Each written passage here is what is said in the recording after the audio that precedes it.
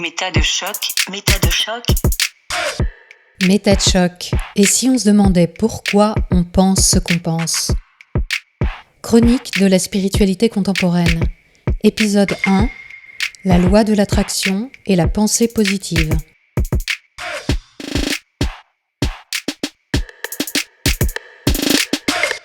En 2006, le film Le Secret de l'américaine Rhonda Byrne débarquait dans le milieu du développement personnel, allant jusqu'à faire du concept de loi de l'attraction un passage obligé pour toute personne qui s'intéresse à la manière d'améliorer sa vie, que ce soit psychologiquement ou dans les domaines très concrets de la santé, du succès professionnel ou des relations amoureuses.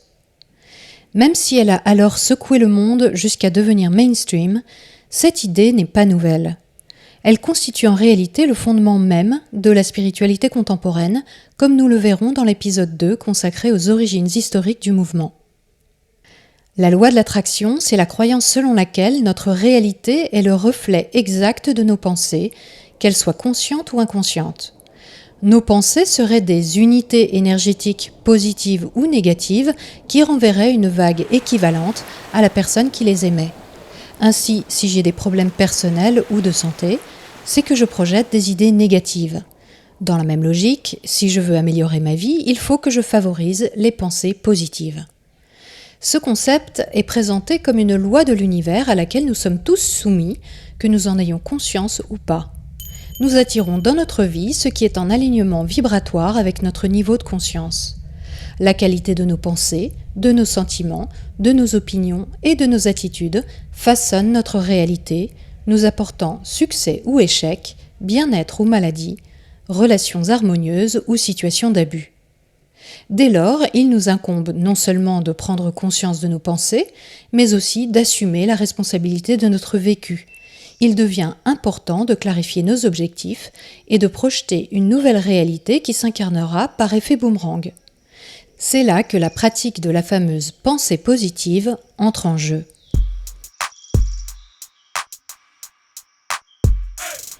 Cette idée est certes séduisante, tout d'abord parce qu'elle va dans le sens d'une chose que nous pouvons tous observer au quotidien.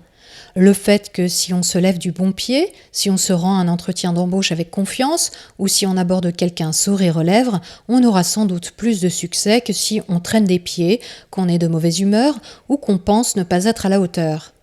Dans tous ces cas, nos pensées ont effectivement de fortes conséquences sur nos décisions, nos actes, nos attitudes et aussi sur la manière dont notre environnement va les accueillir. Ce phénomène est bien connu des psychologues qui l'ont étudié et lui ont donné le nom de prophétie autoréalisatrice. On sait aujourd'hui que ce que nous pensons d'une situation, d'une personne ou d'un animal va modifier le cours des choses jusqu'à altérer les performances d'une souris dans un labyrinthe ou les notes d'un élève en fonction de ce que son professeur présuppose de lui. Mais ce qui se joue dans le cas de la prophétie autoréalisatrice est du domaine de l'interaction sociale et ne valide en rien l'idée selon laquelle notre cerveau ou notre cœur émettrait une énergie particulière que l'univers nous renverrait en la matérialisant sous nos yeux. Je précise aussi que la pensée positive n'a rien à voir non plus avec la psychologie positive, discipline scientifique apparue à la fin des années 90 et dont les recherches, même si souvent critiquées pour leur méthode et leur finalité, s'inscrit dans la tradition de la psychologie expérimentale. Là encore, il n'est pas question d'attraction ou d'énergie, mais de l'étude psychologique de ce qui permet à certaines personnes de surmonter les épreuves ou de faire l'expérience du bien-être. Non, l'idée selon laquelle nos pensées influeraient sur notre réalité en fonction de l'énergie qu'elles génèrent a été introduite par l'américain Phineas Quimby vers 1860. Ayant survécu à la tuberculose sans suivre de traitement et formé au mesmérisme ou magnétisme animal, croyance très en vogue à l'époque, ce magnétiseur élabore l'hypothèse selon laquelle la maladie nous viendrait de fausses croyances. Il dit donc à ses clients que pour guérir, ils doivent changer leurs pensées. Très inspiré par le christianisme, il invoque Jésus et encore aujourd'hui, certains versets de la Bible sont interprétés dans le contexte de la loi de l'attraction. Par exemple, Marc 11, 24, « C'est pourquoi je vous le dis, tout ce que vous demanderez en priant, croyez que vous l'avez reçu et cela vous sera accordé. » Le concept s'est ensuite énormément popularisé au tournant du XXe siècle grâce à une production très importante de livres à succès tels que Devenir riche est une science, La force de la pensée dans la vie professionnelle et personnelle ou Les 7 lois cosmiques. Comme vous pouvez le constater, ces titres rappellent fortement les best-sellers de nos rayons de développement personnel.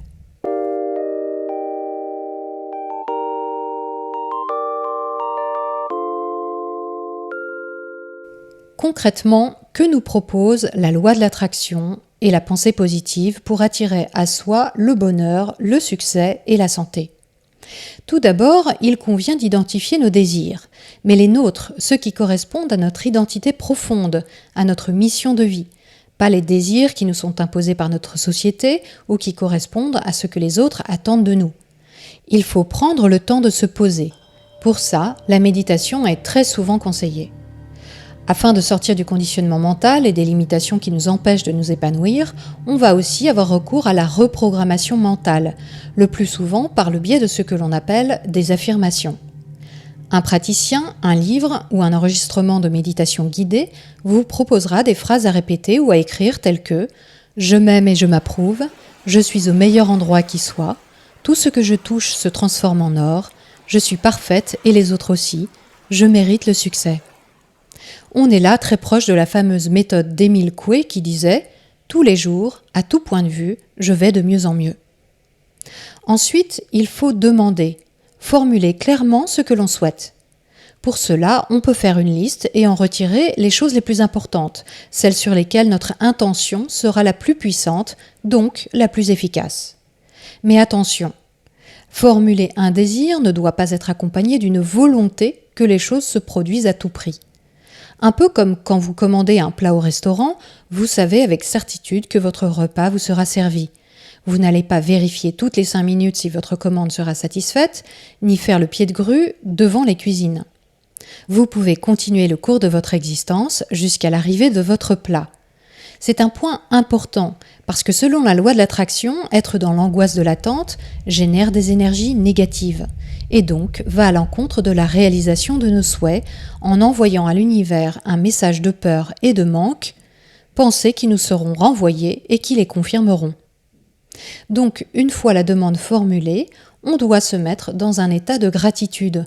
On remercie l'univers et on visualise le fait que cette chose est déjà là. Ainsi, nos pensées, notre niveau vibratoire, sera en accord avec ce que l'on souhaite.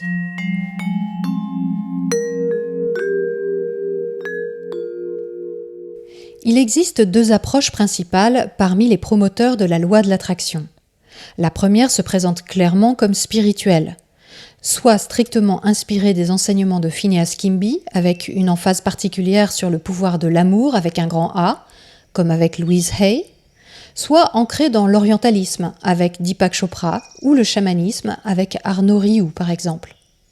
Dans ce cas, il est souvent fait référence à la fameuse citation de Gandhi.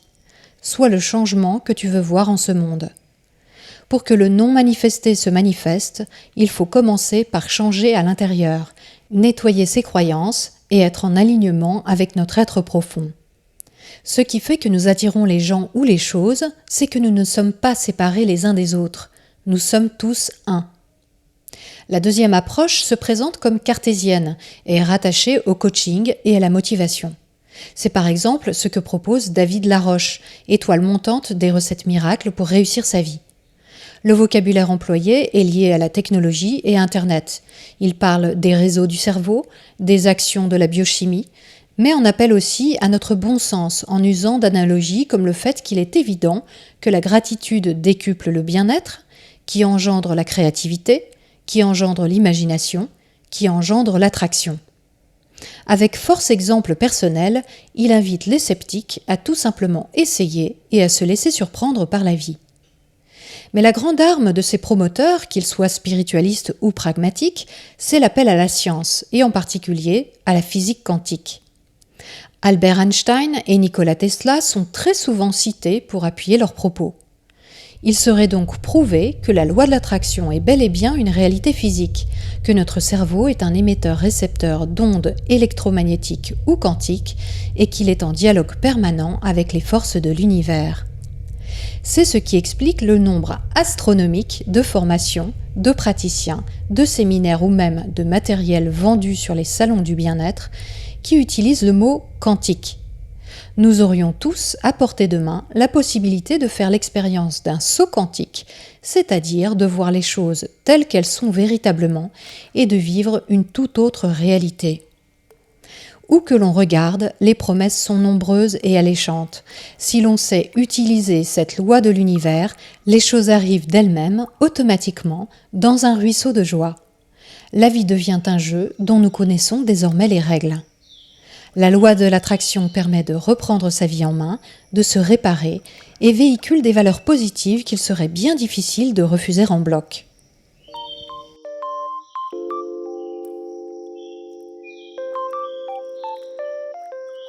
Mais ces promesses reposent-elles sur des éléments fiables ? Pour commencer, la physique quantique vient-elle appuyer la loi de l'attraction ? Eh bien non. Aussi incroyable que cela puisse paraître, ce déferlement d'informations aux apparences scientifiques et présent partout sur Internet n'est qu'une interprétation fantaisiste des découvertes de la science. La physique quantique ne nous dit pas que nos pensées génèrent des ondes quantiques qui traversent notre crâne et encore moins qu'elles nous sont renvoyées en écho par l'univers. Les neurosciences ne nous disent pas non plus que nos pensées émettent des ondes de qualité différente si elles sont positives ou négatives. Bien sûr que la science est un processus en marche et que les chercheurs sont ouverts à de nouvelles découvertes. Mais celles-ci n'ont en tout cas pas été faites. Alors il est vrai que le milieu de la spiritualité et du développement personnel a quelques porte-paroles ayant une formation scientifique. Mais soit ils se prononcent sur un domaine qui n'est pas celui qu'ils ont étudié, sans doute guidés par leurs convictions personnelles, donc sont aussi qualifiés que vous et moi pour avoir un avis, soit, et ils se comptent sur les doigts d'une main, ils ont effectivement une formation en lien avec ce qu'ils avancent, mais n'ont jamais pu valider leurs affirmations par des études publiées dans des revues scientifiques. Ils ne font qu'utiliser leur renommée et leur statut pour imposer au public ce qui n'est en fin de compte qu'une opinion personnelle dénuée de preuves solides.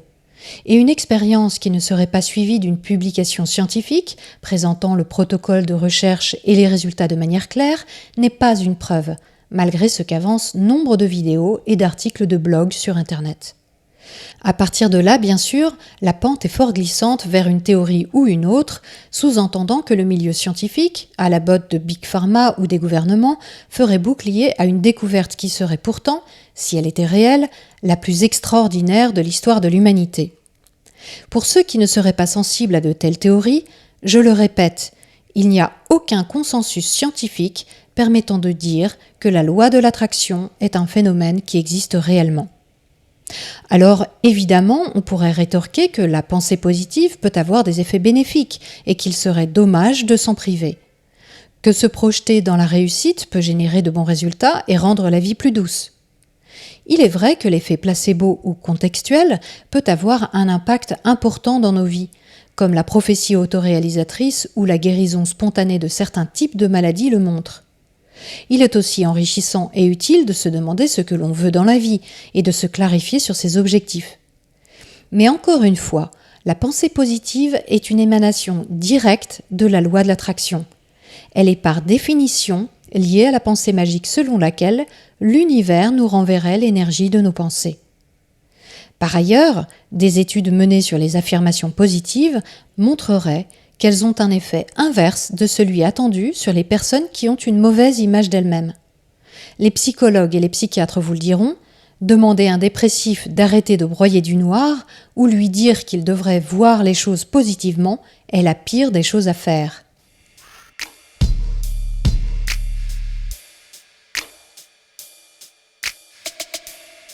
La loi de l'attraction nous donne en fait une fausse impression de contrôle sur notre vie et nous empêche de nous pencher sérieusement sur ce qui ne va pas, en se focalisant sur une vie rêvée. Lâcher prise, arrêter d'être dans le mental, tout en croyant pouvoir écarter toute pensée dite négative de sa vie, est une illusion dangereuse. Non seulement parce que nous sommes littéralement incapables de contrôler nos pensées, mais aussi parce que dans un tel système, on culpabilise d'avoir des pensées négatives, et on culpabilise de culpabiliser. Un cercle vicieux qui ne nous permettra pas, en bout de ligne, de prendre les décisions importantes qui s'imposent dans nos vies, ni de nous tourner le cas échéant vers un accompagnement psychologique, médical ou professionnel adapté. Enfin, et ce n'est pas le moins grave, la loi de l'attraction encourage explicitement à l'acceptation des choses telles qu'elles sont. Parce que lutter est négatif, elle incite à la non-défense de son point de vue pour toujours rester ouvert à tous les points de vue. C'est ainsi que l'abusé a attiré à lui l'abus et que l'enfant qui meurt de faim n'est que la victime de lui-même et de son niveau de conscience. Dès lors, le statu quo s'impose. Une victime devra se questionner sur ce qui l'a amené à être violée, ne devra ressentir aucun grief envers son bourreau, ne portera pas plainte et sera même reconnaissante pour cette étape sur le chemin d'une vie qui est parfaite en tout point. Ce que je décris ici peut sembler extrême, et ça l'est. Mais c'est bel et bien ce que dicte la loi de l'attraction et ce à quoi doit se plier toute personne ayant l'intention de l'utiliser pour elle-même. Car ne l'oublions pas, la loi de l'attraction nous est présentée comme une loi de l'univers. Si la pensée positive peut avoir un effet bénéfique, il est sans doute comparable à celui d'un verre de whisky. Il peut certes nous apaiser un temps, nous aider à traverser une difficulté, mais ne pourra en rien la résoudre. Et prendre un verre de whisky dès qu'on se sent mal ou croire que ça va nous permettre de nous orienter dans la vie, c'est courir à la catastrophe. C'est repousser le moment de la réelle confrontation à nos problèmes personnels et donc le moment de leur résolution.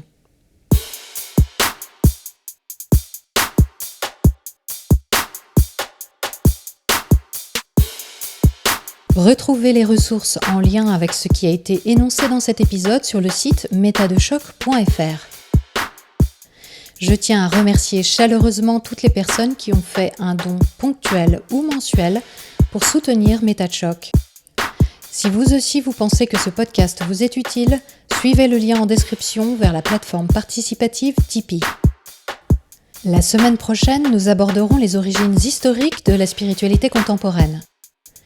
On se retrouve donc vendredi prochain à 18h pour l'épisode 2 de cette série estivale. D'ici là, prenez le temps d'observer la manière dont vous pensez et de la questionner. Vous n'imaginez pas ce que vous pensez.